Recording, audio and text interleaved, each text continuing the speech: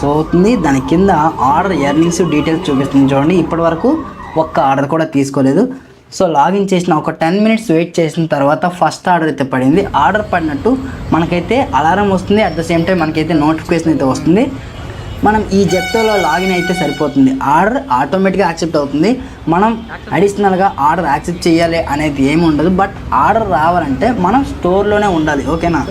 ఈ order accept అయ్యాక ఆ మెటీరియల్ ఏ ర్యాక్లో ఉన్నాయో ర్యాక్ నెంబర్తో సహా మనకు చూపిస్తుంది. అలాగే ఒక్కొక్క ర్యాక్కి ఒక్కొక్క కలర్ అయితే మెన్షన్ చేస్తారు. అవి చూసుకొని మనమైతే ఆ మెటీరియల్ తీసుకున్న తర్వాత స్కాన్ చేయాలి. స్కాన్ చేసిన తర్వాత మనకి మ్యాచ్ అయితే సో మనమైతే ఆ గ్రాసరీస్ని డెలివరీకి తీసుకెళ్ళాలి. ఒకవేళ మిస్ మ్యాచ్ అయితే ఆ గ్రాసరీ మీది కాదని మీరైతే అర్థం చేసుకోవాలి. సో ఇప్పుడు నేను స్కాన్ చేసి నా మెటీరియల్స్ అయితే నేను తీసుకున్నా కదా. తీసుకున్న తర్వాత యాప్లో ట్రిప్ అయితే స్టార్ట్ చేయాలి. సో స్కాన్ చేసిన తర్వాత ఇలాంటి ఇంటర్ఫేస్ అయితే ఉంటుంది. స్టార్ట్